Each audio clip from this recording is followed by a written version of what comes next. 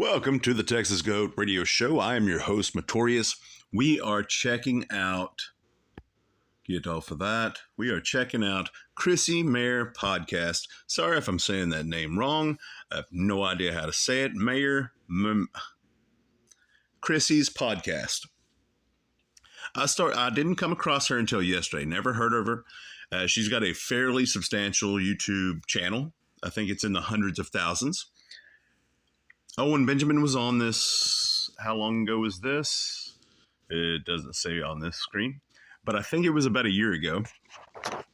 I started watching it and got about 3 or 4 minutes in, skipped 10 minutes, and then almost immediately, she says a joke that I am almost 100% certain.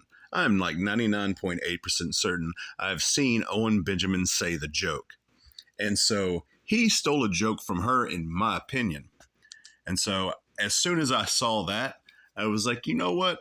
I'm going to actually record this. I'm going to make it a video because I don't know. I've never seen this. Never heard anybody mention her. I've never heard Owen mention her. I've heard him mention her joke more than he has mentioned her. And so... All right, I'm so excited to have this guy on the podcast today. You may have seen him on Bar Rescue. Owen Benjamin, how are you, buddy? That's good credit. That's hilarious. I love it. Thanks for having me. I love that show. How do you not like Bar Rescue? No, it's just funny because I did that show to promote like a Comedy Central special, and you think it's interesting to see how her introduction of him did not live up to his standard, and him playing it off as though it's okay. It'd be like, oh, the Comedy Central special. It's like, oh no, Bar Rescue was fun. I had a good time. That was cool. It was. I didn't even know that he was on Bar Rescue. So like, that's a good plug for you, Owen. You know, that's a good plug whenever they plug something that nobody knew that you were in, or at least the audience. I'm the audience, right? And so I didn't know he was in it. So that's a good plug. The Stand Up Scottsdale Club. Yeah, that was in trippy. Arizona. That was trippy, yeah. So, Owen... It turned out they didn't like what they did. The guy, the owner, like, wrote me an email like a year later. They're like, yeah, we went back to how it was.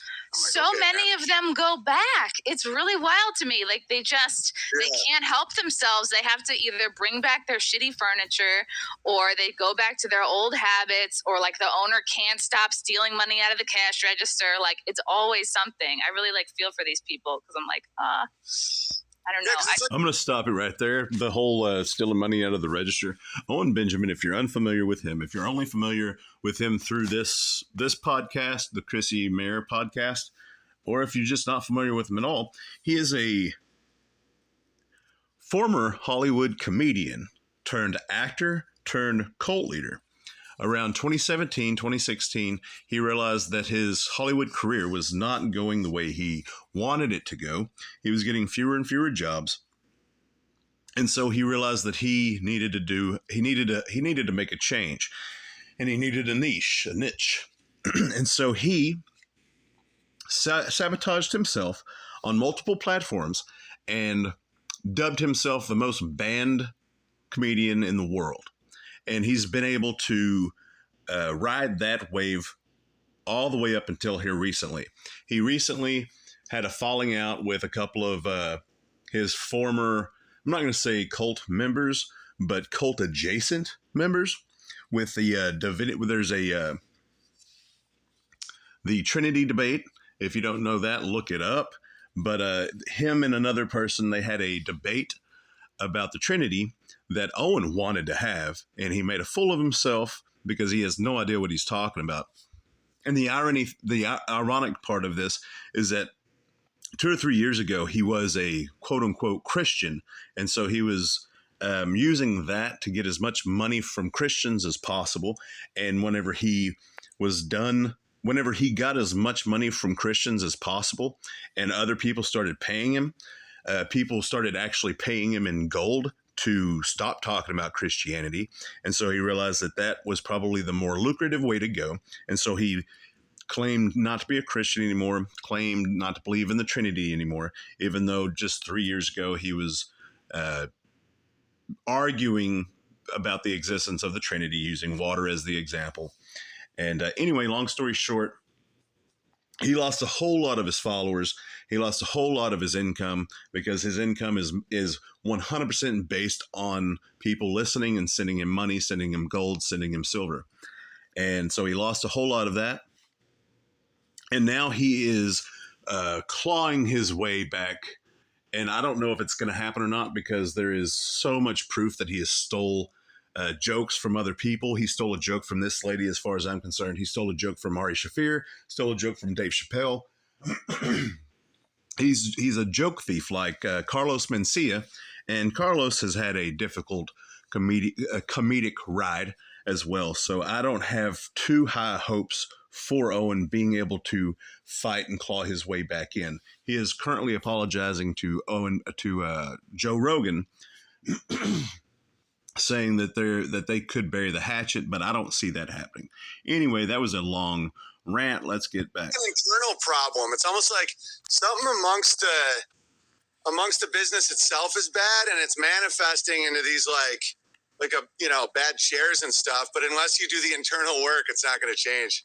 Yeah, absolutely. Like the outside always reflects what's going on inside. Yeah. And that's one of the reasons why I just gave that rant a little bit is because that's just, to me, that's I don't know if ironic is the word for it, but he always quotes scripture trying to back it, because he says that he's prosperous and that's how you know that he's good. He says you'll know him by the fruits, and the fruits, that's not as black and white as it appears, because there's extremely wealthy people that got that way not doing the right thing, right? So you can't take wealth as the be all end all for being good.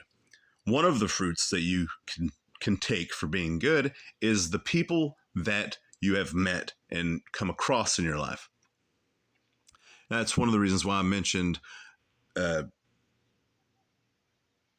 Joe Rogan, and I don't know if I mentioned Steven Crowder, but just there's a laundry list of people that he has met, he's come across, and he's not friends with any of them anymore. He just recently buried the hatchet with Gavin McInnes, and that's because he outreached to Gavin and said, hey, let's go ahead and bury the hatchet. And that's after Owen almost lost everybody. He had to have a pity party online saying how nobody's writing him letters. And now he's his opinion and his attitudes changed because he's getting letters. He's getting those, he calls them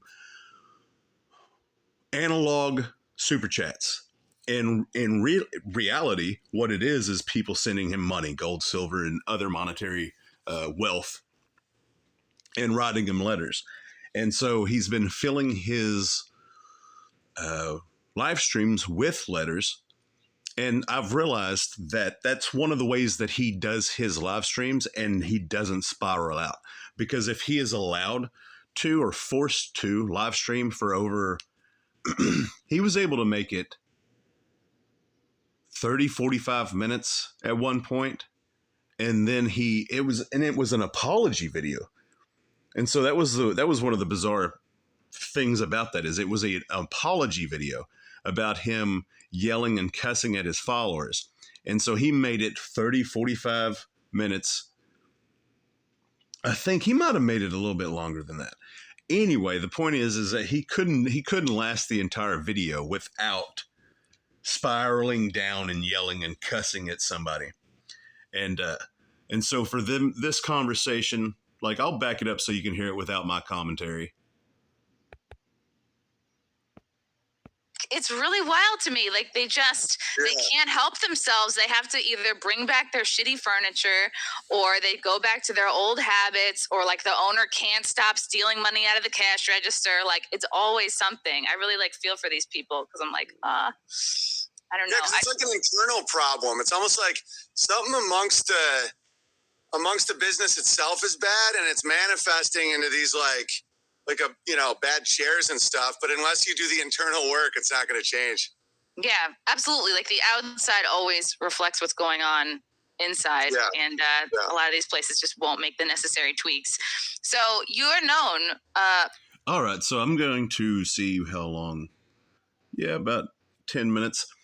I think that's interesting because one of the things that Owen has done like 3-4 years ago, he was the Bertaria scam. Just YouTube it, and there's multiple YouTube channels, multiple. Milker Nation's one of them. It's one of the best ones of the archive. Then there's Johnny Arcade.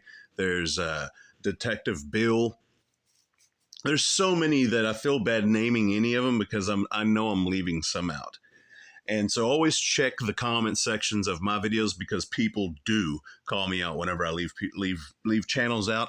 And it's a really great comment section of people that are having conversations. And it's really good with calling out truth and lies. And so pointing out the truth and calling out the lies. And so this is interesting of them using and talking about it the way they are. Because the Bertaria scam, he took money from people for something, didn't give them what he promised them, and then said, "Well, he said, I'll give you your money back if this doesn't follow through." And it didn't follow through. He didn't give their money back. There might have been one refund that I'm aware of out of however many people asked for their money back, and there was quite a few. And that was about 3 years ago. And he recently, I think it was last year, actually started building on some land that he finally broke down and bought. And so it's been about a year. And those buildings aren't doing as well as he claims they are.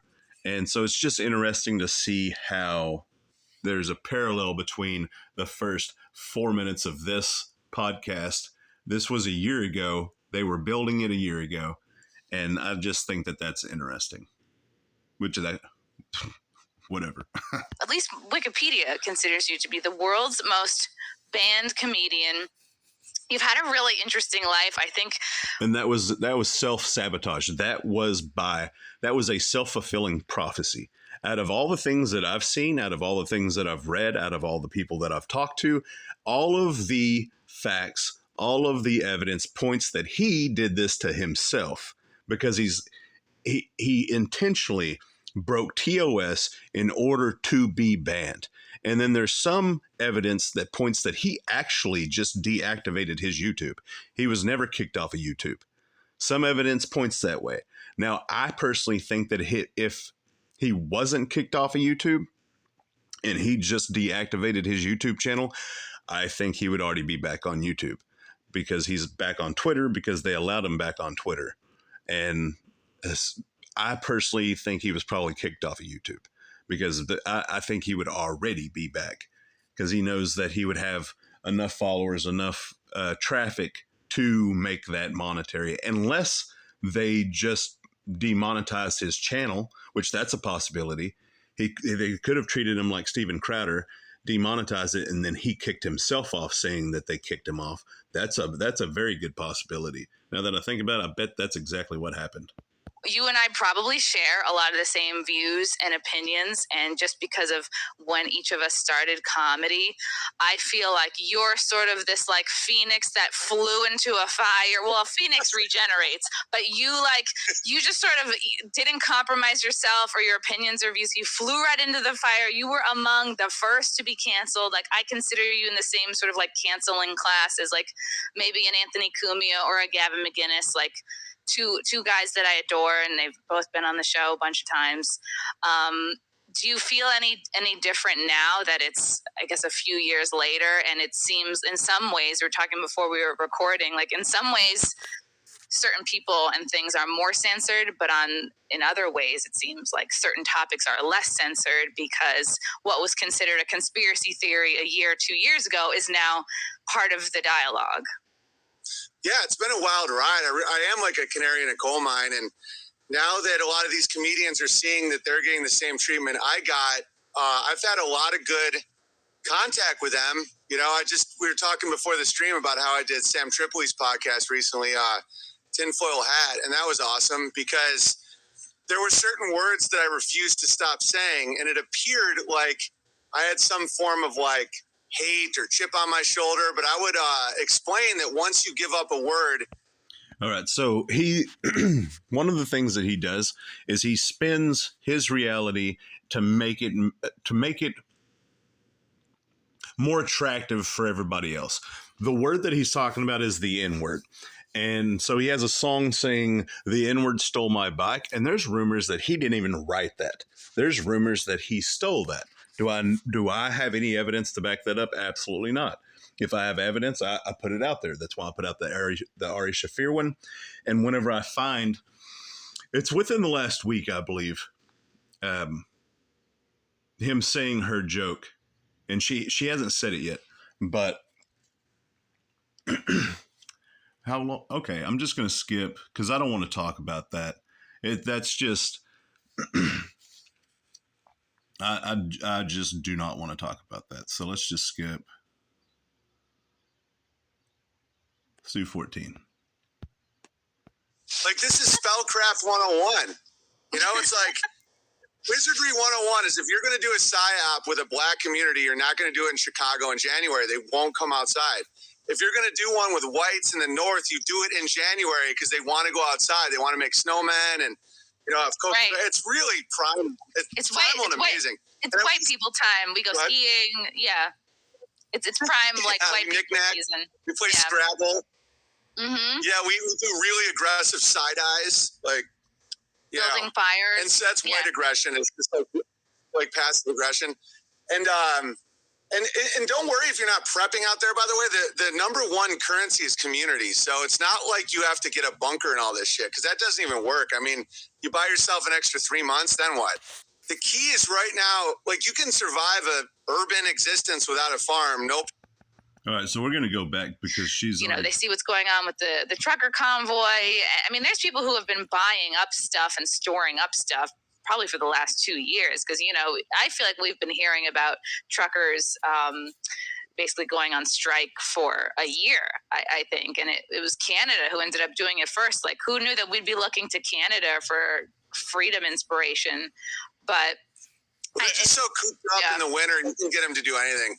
That's true. Yeah. Like, white people are superpowers. Like, we can withstand very cold temperatures, and they're all just out there and, like, with flags. Like, I have heard him say that at least a couple times, with zero mention of who that came from. Now, did she come up with it by herself or on her own? Did she take it from somebody? I have no idea. But a stand-up comedian who presents himself as writing jokes and making jokes, if you tell somebody else's joke, I think you should say, hey, oh yeah, that reminds me of what Chrissie Mayr said. Right? Or no? I might be overreacting. I don't think so.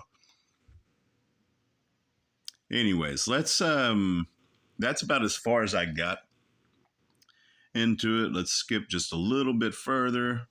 It's like, it's all one big loop. It's like a farm circle. You know, it's like in farming, you use hay to get milk, and then use their manure to make vegetables. Then you use vegetables to make hay to make, and they're doing that to human consciousness, just like a giant. Did he just butcher the circle of life from The Lion King? Is that what he just did? He stole a joke from Ari Shaffir. And it was a chicken joke that Ari did on his special Jew. And whenever Ari did it, it's like 5 minutes long and maybe a little bit longer. And then this dude, Owen, does it on the Tower Gang. And mind you, they didn't say a word, even though they already established that at least a couple of them had watched it. Whenever he stole that joke and did it himself, nobody called him out on it. Nobody was like, yeah, no, that's from his special. Nobody. Not one person. And I find it very hard to believe that comedians who claim that their podcast is comedians sitting there writing bits watched Ari Shaffir like that. I want to call them cowards for not saying anything, but I'm not going to. I want to, but I'm not going to. It upsets me. Circle. Oh man, yeah. There's so many.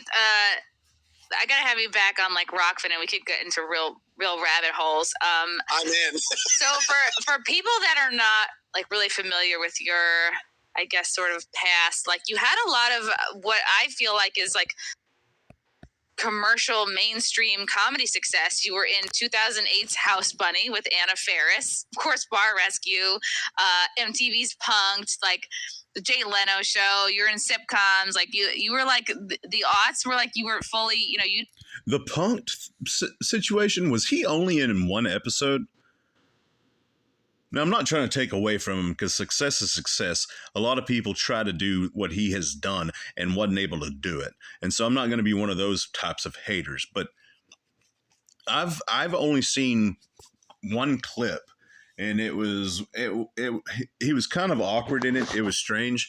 But as far as I know, he was only in one episode. If anybody has information on that, I would love to see that in the comment section. I would really appreciate that. Didn't start in LA. Did you sort of come up in the New York comedy scene and then move out to LA? I started in LA. I moved to LA because my buddy wanted to be a writer, and I didn't really care. I was a heckler at a Renaissance fair when I was in high school, so that's where I get my insult comedy. Wait, did you put your head in the tomato thing? Was that you? Yeah. Oh man, that's why so many hilarious. People it's like it's so funny. I respect those guys. What's that? I respect those guys. Like, we go to the Renaissance Fair, like, oh. He's on her show. He has zero ability to just let somebody talk and let somebody guide the conversation. I wish I could remember the name of it. I did a video on him. I did a video about that interaction. I can't remember. It was the dude that called him a name, and then Owen invited himself on his podcast. And, yeah. Almost any interview-ish, like, it would be an interview, right? Like, you would consider this an interview. And so the interviewer leads the conversation.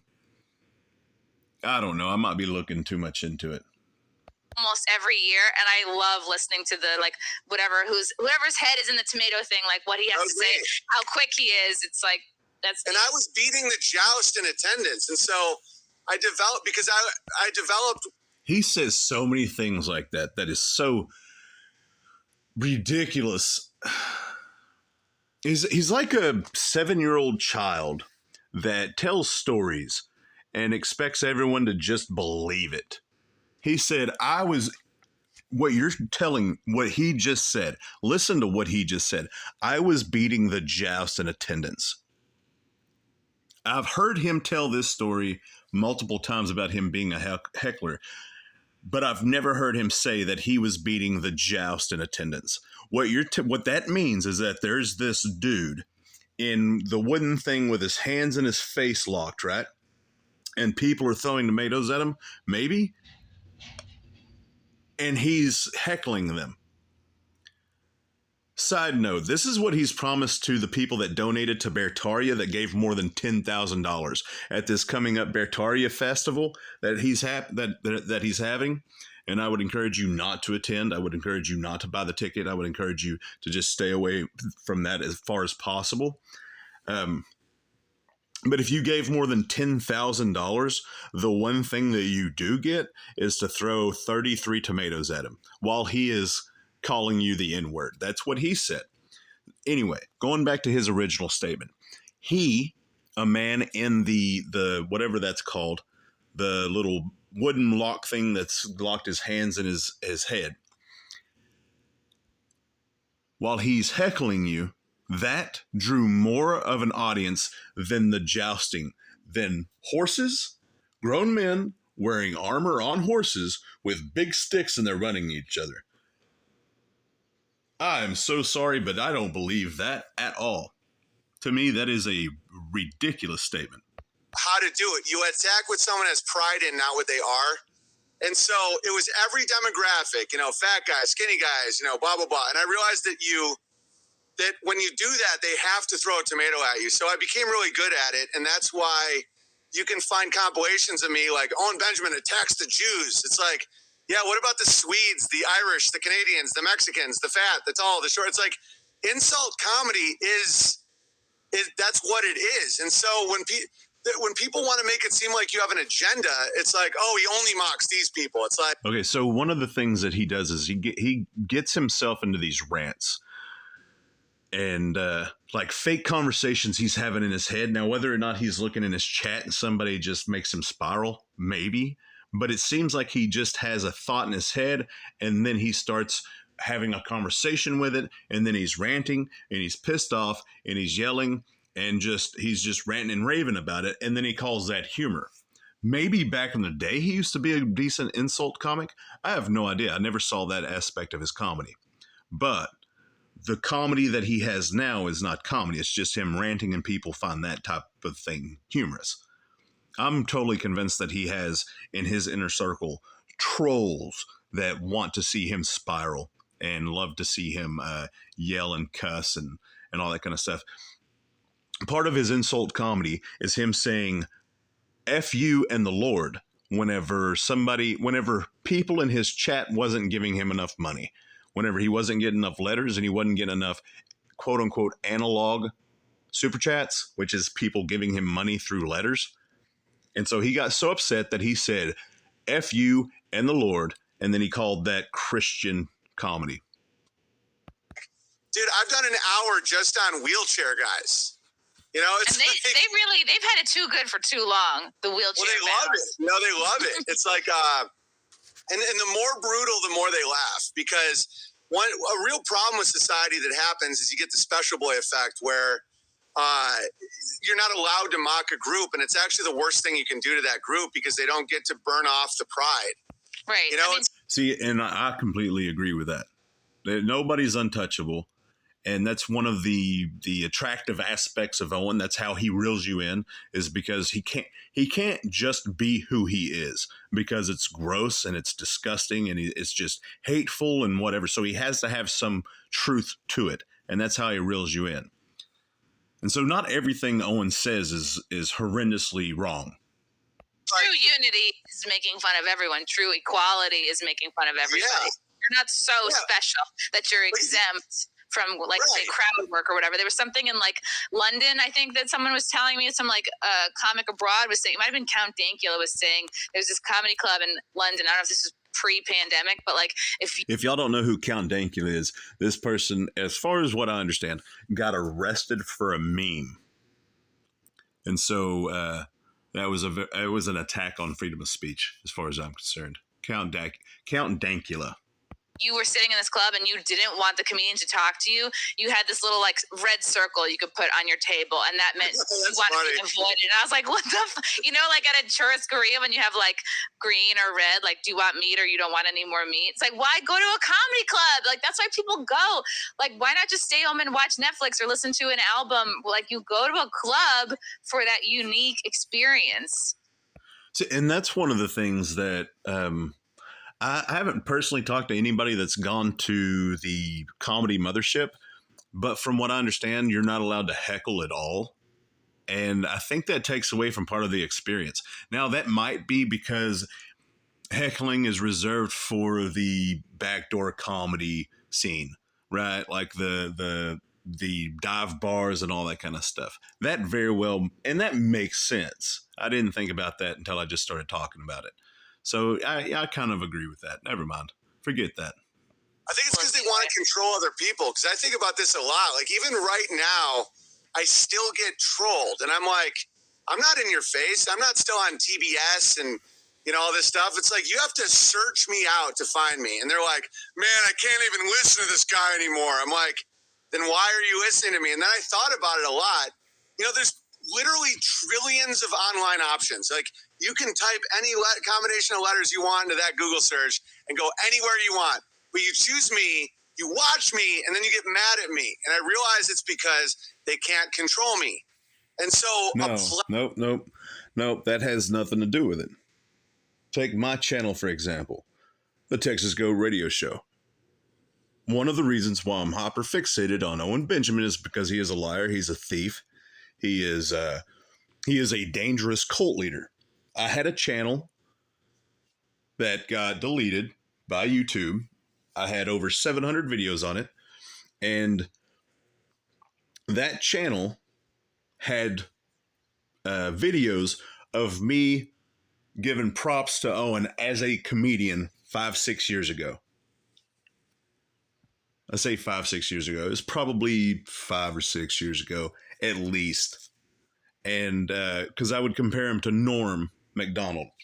And that was just being that rock that was skipping over the surface. I had no idea what was going on behind the scenes. And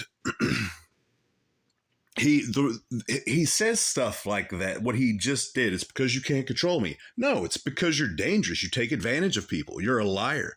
He is an active, manipulating liar. He uses, and I've never used these words in my life up until I started to look into Owen.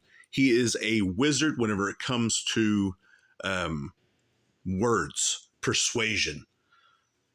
He'll talk about his dad being a professor of rhetoric and all that kind of stuff. He's just a dangerous cult leader, manipulating human being who has zero self. He has zero ability for self accountability. I don't know if that makes sense. He can't hold himself accountable, is what I'm saying. That is out in the world right now, and it's always existed, but now it's getting extra bad. Is I'm unhappy, so I'm going to change the world to be more like I want them to be. And for anybody that's ever had a dysfunctional family member or a bad relationship, that's impossible. Like there's people that are just really fucked up. And if you can't adjust and accept that, you're going to be carrying their trauma more than they are. And so, and he often talks about himself. And the reason why I say that is because this goes back into the holding himself accountable. Over the last couple of weeks, he went on a rant talking to his audience, saying that they're not sending him enough letters. And this time span, I'm going to say over the last month, it went from, you're not sending me any letters. I've gone 2 weeks and I've only received letters half the time. And so it was a whole big deal of not getting any letters, not getting any money, because letters means money. People send him money through the mail. And so he goes off and yells at his audience, and he blamed it on Twitter and said that there was a psyop that allowed him back on Twitter just so it could, so he could be disillusioned or disheartened, or he used a certain word. I can't remember it. But then the point of this story is that he ended up apologizing because he said, I was taking it out on you, talking to the listener. I was taking it out on you, but I was really talking to the people on Twitter, because he needs his echo chamber of believers. He needs his echo chamber of cult members. And in his echo chamber, he has a special secret, super duper secret saloon of a chat room where anybody who's on the inner side of the bear cult can talk.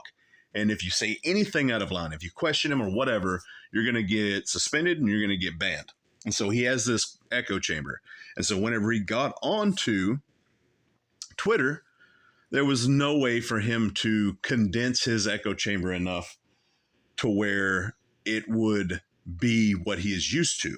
And so he was subjected to people disagreeing with him, calling him out on his horse hockey. And he didn't like that. And so he yelled at his followers, his believers, his cult members. And then whenever he apologized, this is what he said. He said, I don't feel bad. I'm apologizing, but I don't feel bad. I don't think I did anything wrong, because it worked out. Because now he's getting letters. That's what he said.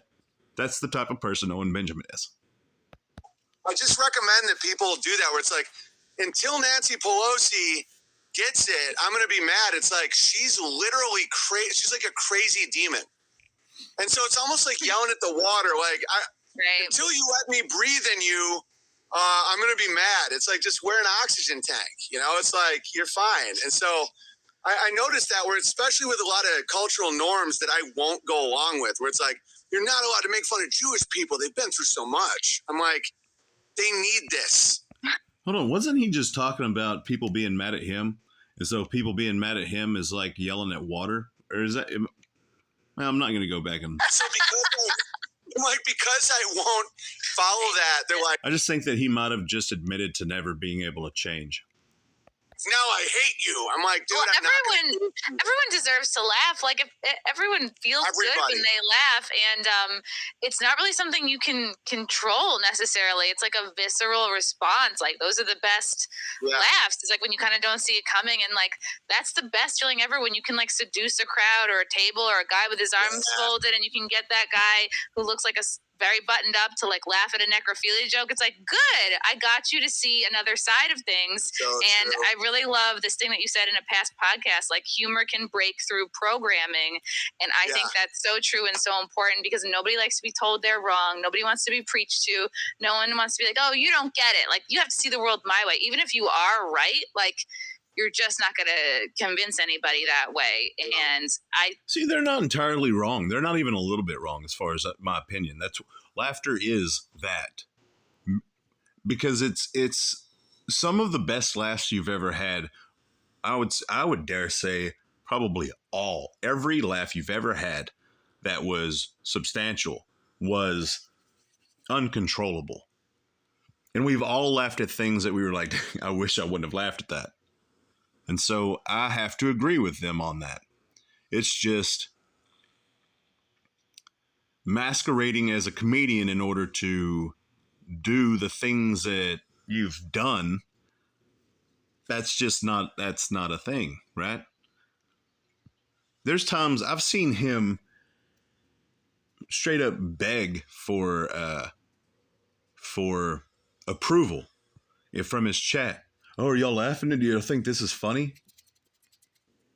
It's bizarre. think that's the method that works for me and is most fun for me to like live my path on is like slightly, if I can slightly change somebody's mind through humor. And I hope that my mind is changed through humor as well. Like I laugh at, I mean, I wouldn't consider myself a conservative. Like sometimes people put me in that box and I think I'm just friends with too many OnlyFans girls to like truly be I'm one not of in a those box people. either.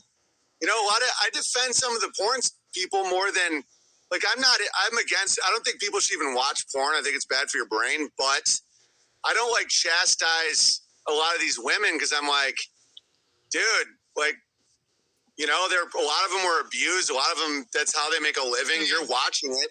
You know, I'm like, these guys whacking off to this. I'm like, you're engaged in this. So she's making money on you, but you're calling her the whore. I'm like, you know, that's why it's like, if you really. All right, I'm gonna.